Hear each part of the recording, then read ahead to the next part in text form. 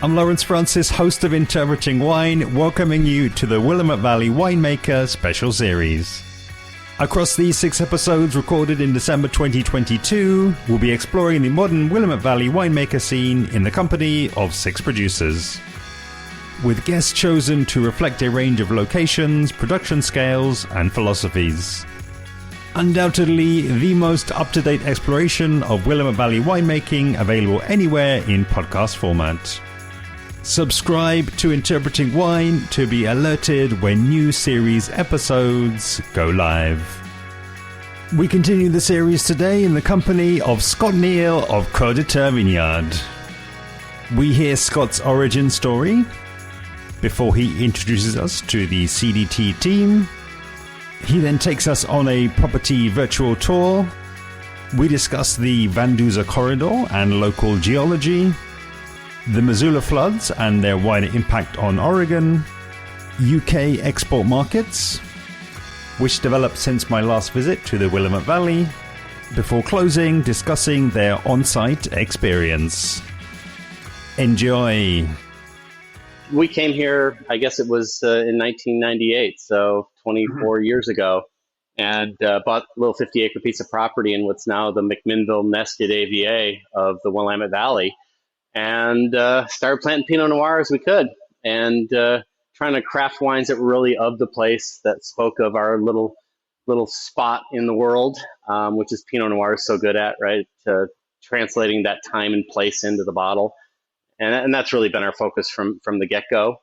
Mm-hmm. It started as my wife and I, Lisa and myself, buying this piece of property on a kind of a whim. It's kind of weird to say a whim, buying a bunch of property and putting your entire life into it. But it was 25 years ago. We visited the valley and saw this place as we literally saw a for sale sign on the road at the bottom of the hill as we're driving around getting lost in Yamhill County, and bought it that weekend, Labor Day weekend of '98, and Memorial Day, and then moved in Labor Day, and lots have happened since then. Got 2 little girls that have been born since then on the property, and about 60,000 vines have been born on the property, and it's been quite a journey. So it's fun to be here. Yeah, absolutely. And as you say, now the staff has obviously grown as well and has kept up, so that you've got some help. Absolutely, we have some help. So we are still a very small winery in comparison. We do around 5,000 cases a year. I always say that I'm the limiting factor of the vineyard and the winery, because I kind of like to make the wine, and I'm not big into like having other people do it. So I'm not getting any younger, so I can only do so much. But we really want to keep that going for the I guess the foreseeable future.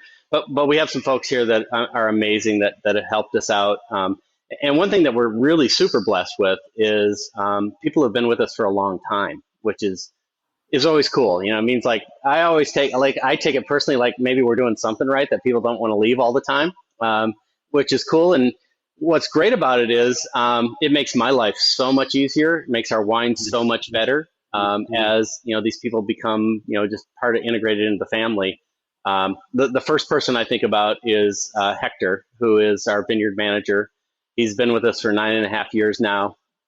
He started on a little project doing. Actually, we were remodeling our little house. He's an amazing carpenter. This guy's just, in fact, he can practically do just about anything, which is just ridiculous. He came down and he did a little carpentry project, and about 4 months later, he came back and he said, I'm kind of tired of driving around all over the place doing these jobs, and I enjoyed being here. If you guys ever have a job, think about me. And At the time, we had a full staff. And I said, well, one of these guys is going to have to leave before I can do that. But I would love to have you. And lo and behold, about 2 days later, we had an employee give his notice and say that, I got to go back. He's going to go back home. He was from Mexico. And I'm like, Hector, did you have something to do with that? It was very, very closely related. So we hired Hector, and from that point forward, Hector's just been kind of like my right-hand man. And he helps me in the vineyard. I mean, officially kind of the vineyard, I think we call him kind of the farm manager now. But he's developed into being my right-hand man in the cellar. He does most of all the topping of the barrels. During harvest, he's like, I mean, it would be so hard to get this thing done without him. It's amazing. This guy, he's like, I don't know how he does it, but for whatever reason, like I'll be working and I'll say, Hector, I need, and he hands it to me. Like, whatever I need. And it's just like, the guy's got this just ability, and it's really amazing. And he's got this family that's right nearby. Actually, his son's working for us in the vineyard now. And it's pretty cool. So Hector is hopefully will be part of us for a very, very, very long time. So that's in the vineyard and the winery. We have Angel and, as I mentioned, Jesus, who's Hector's son, and then Jose is also helping us in the vineyard. These guys every day go out and, this time of year into the mud and the rain and the snow and work their tails off and, allow me to be able to sit in front of guys like you and act like I'm the big shot, but they're the guys that are doing the heavy lifting. And it's really something to have them and wonderful people, just wonderful people. They look out for us. They look out for my farm. My dad actually lives in our old house. They look out for him. I mean, it's really quite something special. So we have that. And then on the direct sales side, we've got 3 folks that work up in the tasting room, kind of direct sales. It was last year, about a year and a half ago, actually, one of the other employees that has been kind of the DNA of Coeur de Terre retired. His name was Jacques Rendu. And Jacques was in the tasting room. He worked there for like 10 and a half years. And it was so funny because Jacques' French, right? So people would always come up to me and say, "Oh, we met your winemaker." And just assuming because he's French, he had to be our winemaker. I'm like, okay, I don't think I've ever met you. But Jacques was this amazing person who still, luckily I can't get rid of the guy because he comes all the time. We still, when we do tasting notes and all that kind of stuff, he's there. He helps me. We still sit down and do blends together. He's part of the fabric that he just can't get away. And God bless us for that. It's an awesome thing that Jacques is still deciding to come and visit and be with us. And he's amazing. But when he left, we're like, oh my gosh, what are we going to do? Jacques is Coeur de Terre, and Coeur de Terre is Jacques. I mean, what are we going to do to find somebody to replace him? And, it's COVID and it's all this, like, how are we going to find anybody to do this job? And then I got this random email from a dude in Big Sky, Montana. And I'm like, well, Big Sky, Montana, I don't think they do any wine there. I have no idea. He worked at Yellowstone Club and some of the bigger higher end places from a direct consumer kind of interface.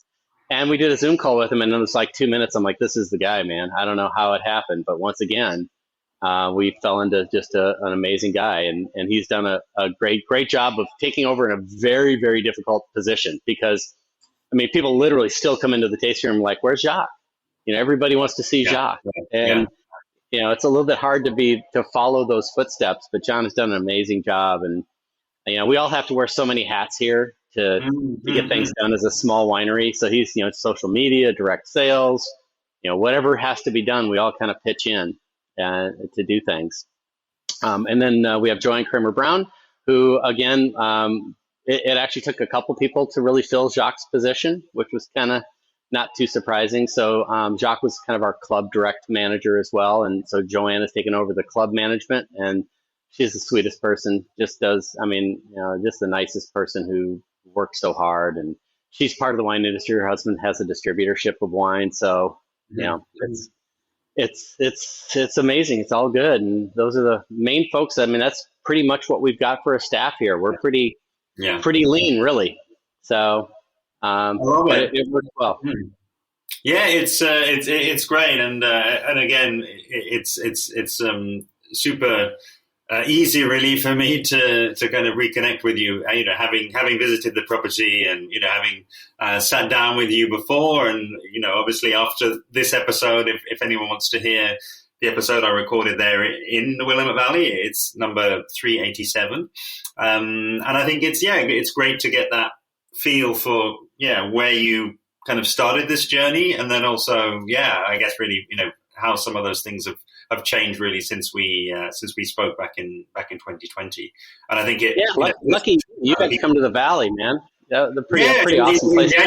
January 2020 as well. So it was, in hindsight, it was the best timing, because that is still one of the most listened to series, and I think it's just because people wanted escapism. They knew that they had that content there, and I think that was one of the things that completely blew me away, was just how eloquent everybody was. It was I had these recording slots of around an hour and a half, 2 hours, and it wasn't any problem at all to fill them. There was so much to learn, and it still felt like I was kind of scraping the surface, and that was a big part of wanting to kind of revisit virtually before I can come back next time. So you're telling me a winemaker likes to talk about wine and the property and Oregon? And even better with the wine in the glass as well. So I've even even if it was, as I remember, we met at sort of about 11 a.m. or it was quite. I think you were one of my first meetings that day, and first tastings of the day, and actually quite organically, it sort of led me to where I was wanting to take the conversation, really, because I must say, after that very intense week that I spent there, and visiting upwards of 18 different properties there, it's still the drive to your property is still like so burnt in my brain, and in that memory, and kind of shadows really my memories of that time. And I wonder if starting with you, really, as you're the one who knows it the best and sees it every day, maybe just try to give a sense of that, because I found it absolutely stunning, and that was back in January. So presumably it's not a million miles away from what I would have seen in January at the moment. So try to give the listeners that visual. You're right on the same basic place we were then. So it's interesting. Part of it might have been like, am I ever going to get there? Was part of your drive, right? Because we are nested back into the coast hills a little bit of the Willamette Valley, and I absolutely love it. We found this place, like I said, by driving around and getting lost, and saw a for sale sign at the bottom of the road. We're off of this gravel road that's off of a little twisty road that goes back into the foothills of the Coast Range. So the Willamette Valley essentially is made up.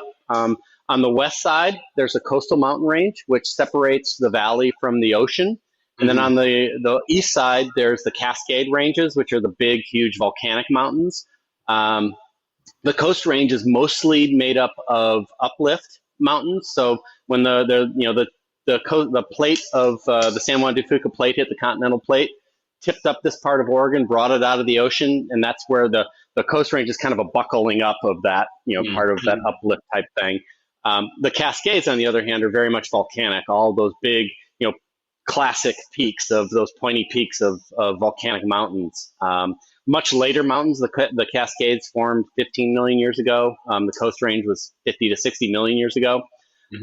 So what you get when you drive back into the Coast Range is you get these rolling hills and these valleys that are tucked in with some very steep areas of these hillsides, and then some more gentle slopes of the hillsides, just undulating, and you kind of twist and turn through. And I think that's a little bit of that what you're experiencing as you're driving down what's called Masonville Road. It's twisting through this little valley that's got these uplifted hills alongside of it. And probably in January, in that time of day especially, you might have seen a little bit of fog kind of permeating in the valley, because we get a lot of radiant fog, this kind of mystical fog that just covers these valleys with the peaks and the hills sticking out of them.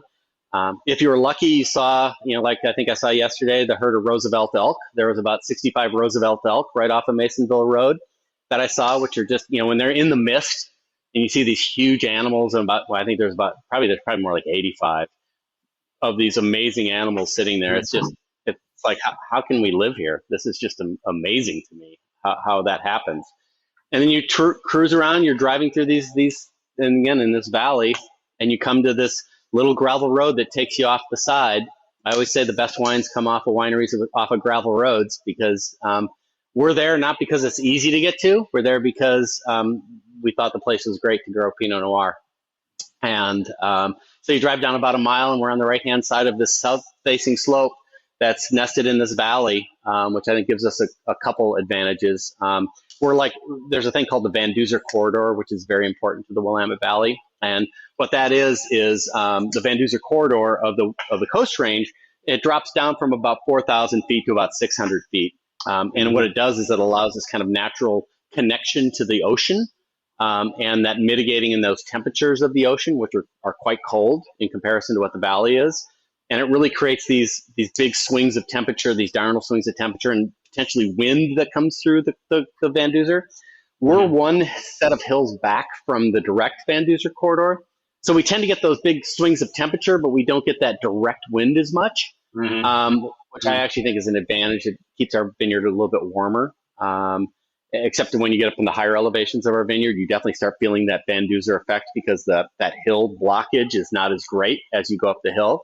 So we definitely see from top to bottom of our vineyard completely different temperatures. It's amazing. Like, at 5 o'clock in the afternoon on a summer day, the top of the vineyard will be windy and 10 mile an hour wind blowing.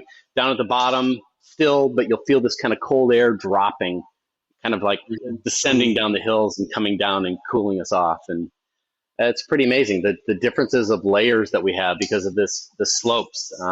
On our vineyard, we got both volcanic and sedimentary soils. We've got all these different aspects, and it just gives you this amazing palette to work with. It's pretty amazing, this little 100-acre property we got, how much diversity and change there is from top to bottom and side to side. Yeah, absolutely, and I, spot on. I did sort of get lost. I did sort of emerge from the fog. I didn't see any elk that time, unfortunately. But it was I just think sometimes it's just around your own perception. It was just the way that the winery and the tasting room seemed to just appear out of this fog. It was something very kind of otherworldly. It was almost like a kind of a fairy tale. My kind of adult fairy tale. The winery just sort of appearing out of the fog, and that's awesome. It was as I say, still burned into the memory forever. And I think the other thing, and I'm so glad that you've already started mentioning it, Scott, is actually that geology as well, because that I think is also a massively unique part of the story, really. Traveling up and down the Willamette Valley, there wasn't really anybody who didn't mention the Van Duzer corridor, and I think that diving deeper into that, as I understand it, that's the only reason that actually it's viable to certainly to grow quality, but viable to grow Pinot Noir and to grow grape stays, because of that kind of natural air conditioning that takes place every afternoon. Yep. Yeah. So it's a pretty amazing kind of confluence of things that happen to allow us to be able to grow great Pinot Noir in the Willamette Valley. First of all, the Coast Range, the fact that the Coast Range is there. If we didn't have the Coast Range, we would be way, way too cold. We would never get enough heat to grow Pinot Noir. I hear people talk about coastal wines. This is the coastal vineyards and things like that. And we are not coastal. We are definitely, maritime influence, but we are not a coastal area. The coast in Oregon, when it's 85, 90 degrees in the valley here during the day in the summer, on the coast, it's 65 degrees. That Pacific Ocean is very, very cold, and it does not get warm out there. But if we didn't have the Van Duzer to give us that big swing in temperature, we would probably be too warm, right? Then it would give us this point of we'd get these hot days that would stay hot all the time, and we wouldn't get that natural air conditioning at night, and we would be too warm. So, it's this little confluence of multiple aspects that bring us to a point where, why is it that Pinot Noir mostly only grows in this little kind of tiny little spot of Oregon? Why are we all concentrated in this little, where Highway 18 and Highway 99 comes? And that's because of those factors. Along with the soil, it's a very rare thing. Pinot Noir is very, as everyone talks about, it's very particular to where it grows, and very sensitive, and shows what happened when it was growing during the year. And that's why you can't grow Pinot Noir everywhere. That's why it loses its character when you grow it in the wrong spot. And there's only a few places in the world that really do it. And we're blessed to be one of those, having those 50 different factors that play in to create that happening. Yeah, absolutely. And I'm lucky there were smarter people than me that figured this out before I came, and I got to grow on the backs of those folks. I love it. And for me, the natural connection is actually to revisit. It was actually an entire series that I did with your neighbors to the north, up in Washington State, we went quite in depth into the Missoula floods and the sort of cataclysmic movements of water that took place, and it was also then interesting for me to note obviously the Columbia River then coming down and bordering Oregon, and I've just really give you the opportunity to make any connection between the Missoula floods, which my audience will have sort of will have heard about in that series, but just to talk to potentially some of those other slightly more geeky topics, around the geology, around those those formations, and obviously the water influence that's gone into forming the valley. You bet. Yeah. So as winemakers, we're all junior geologists. There's no doubt about it. We're all dirt nerds. That's just what it is. I mean, the stuff grows out of the earth, and creating these healthy soils, and long term, we use regenerative agriculture, organic, really trying to let those soils be and express what they are. And those have been they've happened because of all sorts of different things. Yeah, you talk about the cataclysm, right? You think about the Missoula floods. So the Missoula floods, essentially, and I'm sure this has all been gone over, but I'll do my spin on it. Is the glacier activity that was happening in starting in Alberta, and these glaciers were moving down and bringing earth and rocks and things down into like the Montana, Grand Coulee, Washington area, northern Idaho, and around the Grand Coulee Dam where it is right now, there was these this ice dam would build up every 100 years or so. The ice dam would just keep building in these cold spells of our existence here, or not our existence, but the existence of the earth, would build up, and after about 100 feet of ice wall building up, too much pressure behind it, with this huge lake of water behind it, and rocks and icebergs and glaciers that were sitting in this pool of water, would finally give away. And this wasn't like a trickle over the dam. This was 100 feet wall of water coming down where the Columbia River is right now, carving out the gorge. And if you go to the gorge, you go like, how did this happen? It is like straight up and down walls down into the Columbia River. It's spectacular. And essentially what happened is this wall of water came in and created its way to its path to the ocean, right? It's going to find, water seeks its own level, and it's going to keep rolling down the hill.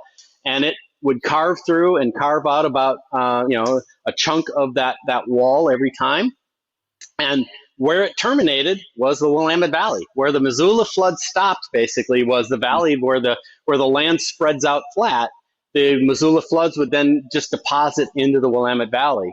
And one of the reasons why the Willamette Valley grows absolutely everything, it's amazing from an agricultural perspective. It's not just grapes. In fact, grapes is just a very, piece of that puzzle. We grow, I think it was like 320 different commercial crops are grown in the Willamette Valley.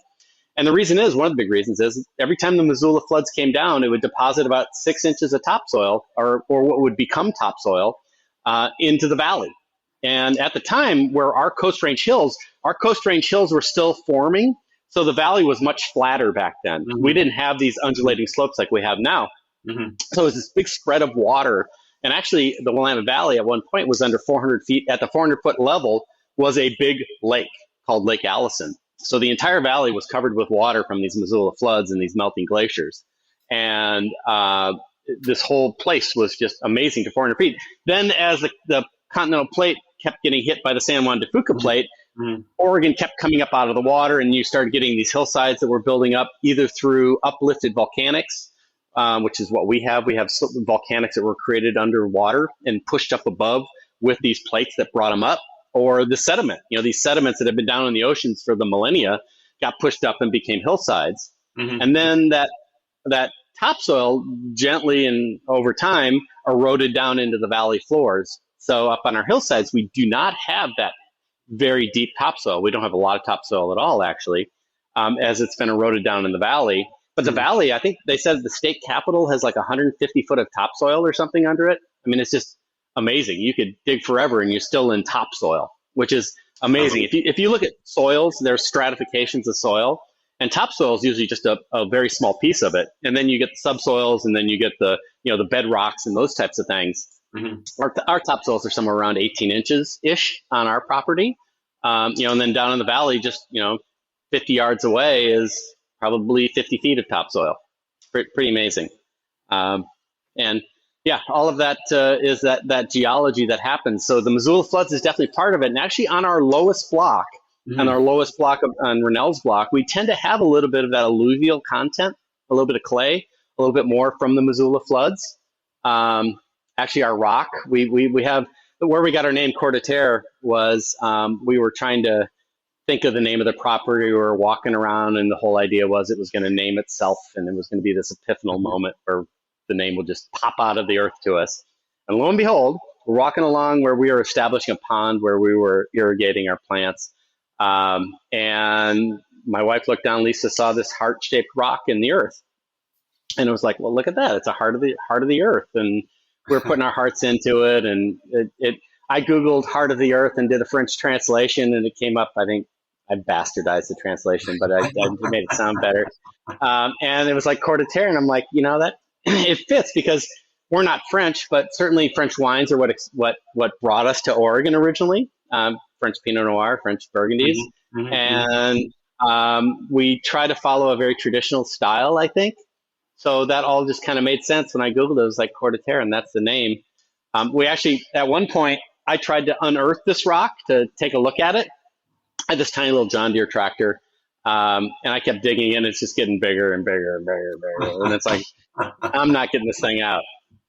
So we'll just leave it there. The heart will be there. It'll be great. And the story of this one is my wife, we were putting in a road up to the top of the hill for the vineyards, and Lisa says, make sure that Don Rizzu, who did the excavation, doesn't touch our rock. That's our name. And I said, oh yeah, no problem. I'm very bad at remembering things sometimes, and I forgot to tell Don. And I remember at the end of the day, Don says, Scott, I got your road done, and that rock you tried to get out, I got it out for you. What do you want me to do with it? I'm like, oh shit, I'm in deep trouble now. And I get down there, I'm like, don't move. I run down there, and it is literally a 7-foot tall heart-shaped boulder, which is an erratic rock, which was brought down on the Missoula floods and deposited into the Willamette Valley. Wow. And that is it's this heart-shaped 7-foot rock sitting there by the pond now. That is our name. And it's both sedimentary, and it's a mostly volcanic rock, but it's been impacted with sedimentary soil too. So it's got both soil types on this rock. Both soil types are on our property. It's the heart of the earth, and it's just, I don't know, it's meant to be, man. It's pretty crazy. I love it, and I feel like this conversation is meant to be as well, because as you were talking there, and you were talking about the I guess the reduced power of what was already this cataclysmic event. It was going through my head that they wouldn't have so many erratics down in the Willamette Valley then, because it was sort of running out of steam. But then you just go and prove me wrong without me even needing to to open my mouth. So how they did it was they were still in glaciers. They were still in chunks of ice that were still floating down on the water, and then they melted and deposited. So it's pretty amazing. There's actually right by us, there's a place called Erratic Rock State Park, which has got a very classic old school erratic rock. It's about a mile away from us. Very cool. Yeah, I love it. And, it's why I think that that geology. In just about every wine region going, it tells you, so much more than just about any other story can about what you're actually really tasting in the glass, and Yep. what the magic really that happens with the vines, going out seeking water and seeking the those minerals, and bringing all of that history up basically, and putting it into the fruit, and that then going into the glass, and kind of traveling around the world. I think that's one of the most poetic circles, but also just one of those ones I think you can sort of drive yourself crazy trying to uncover and trying to understand all of these wines when they've got those different layers to unpick and to explore. Yeah, we did a tasting event. We do a block designate. So we have these 4 blocks that are our older blocks that have these very unique qualities to them, different soils, different exposure, different elevations, different wines come from them. Mm-hmm. And I dug up dirt, subsoil from each one of those blocks. We brought it into the winery. We tasted it, smelled the dirt along with the wine, and you could absolutely 100% see it. You could see that connection to that dirt in. I had 100 people smelling and with dirt. I'm like, man, I could get these guys to do anything. I was thinking at that time, right? But it was true. It's really amazing to see how that dirt, that subsoil, especially the subsoil, the topsoil not so much. It's when you get into the subsoil, it absolutely comes into that glass. I love it, and I think. Maybe where I'll kind of start to lead the conversation, and it's really where you started the conversation, talking about the relationship with the UK, and I think having found distribution since we last spoke, which is great to hear. I wonder, if you would, tell a little bit about that story really, and yeah, sure. Of course, any feedback that you're getting, because I think the market in London is a great window on the international wine drinking community. Yeah, it's funny. So one of the places, I guess tenets of like where we like to distribute our wines is where we have a connection and where we like to go. That's probably we can't be everywhere because we make 5,000 cases. Actually, my family history, my great grandmother was an immigrant from London, is where she grew up. So we have very much this connection. I still have family there, is what I'm being told. So I definitely need to. I haven't been since we got distribution because of this crazy nuttiness that's been happening in the world. But I hope. Actually, I was one of the goals. I was looking at like what are the goals I want to do this year, and I'm thinking, I want to go support our brand in the UK this year, because that would be just a lot of fun, and it would be good to see, right? It'd be fun to see how it gets accepted in a totally different realm. So, so it's exciting. Yeah. So, gentleman Jonathan Brassington came actually very close to around the time you came, and came to the Valley. And his idea was he loved Oregon wines, and he wanted to start a distributorship of focusing on bringing in Oregon brands into the UK. And I'll never forget poor Jonathan, man. He was going to stay for a couple weeks, and it turned into a couple months because it was right when everything got shut down. Wow. And he was staying we had a little guest house, and he's the guest that couldn't leave. Not that he wouldn't leave, he couldn't leave. And he's got stuck, I guess there's worse places to be stuck in the world, but, you're still not home. And so Jonathan had plenty of time to get used to knowing the Valley when COVID first hit. So he came and was looking for, I think, smaller brands that really reflected their place. And he's curated a really cool group of wineries. And it's fun to have my friends being supported by this guy in the UK. And we all kind of these mostly smaller brands that are really focused on place-driven wines. He calls it, I think his distributorship is 99W Wines. And, he's out there doing that pioneer work of these small brands. I'm sure Oregon is still a very tiny piece of the UK market. And probably mostly of what you've seen is the large brands, people who can have a higher volume. So it's kind of cool to see these little guys who are more to me is really what Oregon's about. Family driven, winemaker, owner, grower driven wines.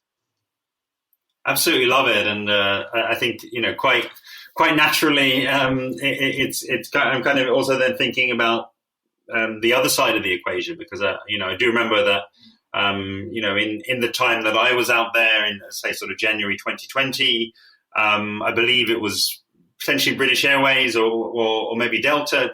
One of them was just about to start a direct flight, and obviously that whole air travel got thrown into complete turmoil. And just curious, really, how are things picking up? I guess in terms of are you getting people from the UK? Are you getting people from Europe over there? But more broadly, that on-site experience, which as I say, I absolutely loved, and hopefully you've been able to return to offering that to visiting patrons. Well, we certainly do. I think it's actually still challenged to some extent, with especially international has been difficult. I'd say domestic travel has actually, last year domestic travel was amazing. It really blew up in, like, I think once everything got kind of lifted, people were just dying to get out.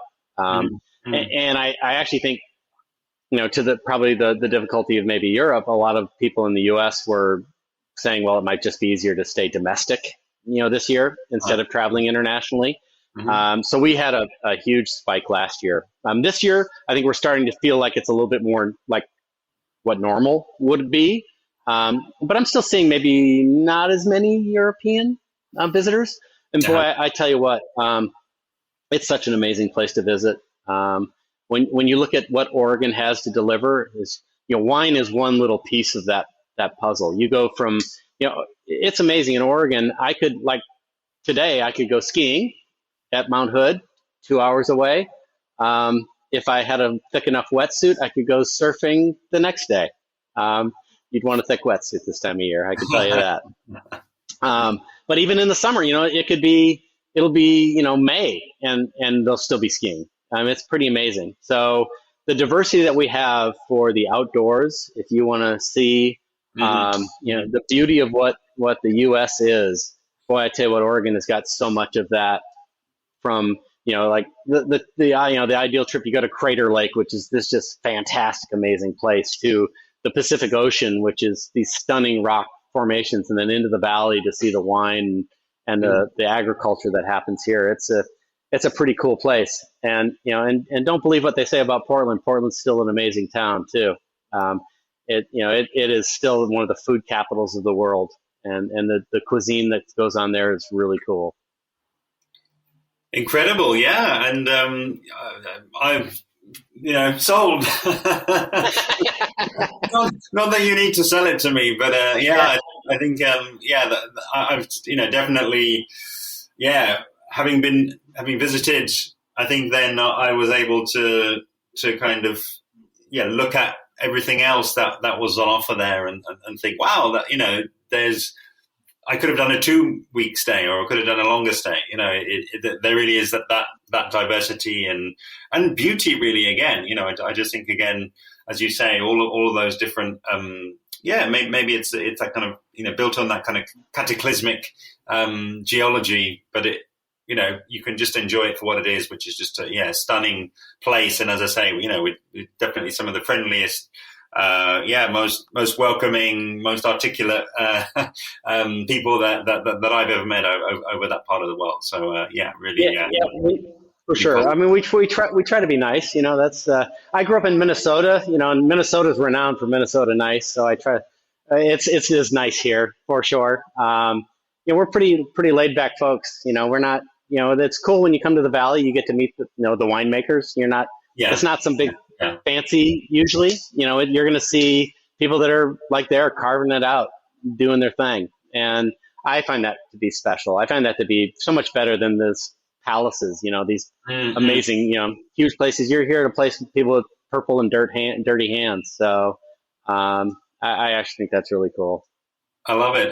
And just in closing, because I'm sure, my listeners will want to know, can you, point us and point them towards the, I guess, website and social media handles to see and experience and read about some of what we've been talking about today?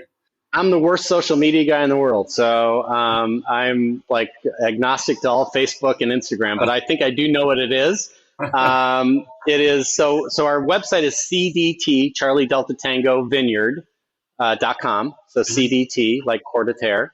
Our handles on all of those social platforms are CDT Vineyard, I believe. I don't know, hashtag or whatever the heck you do with those things. I don't know. We used to call them pound signs. So, I'm showing my age.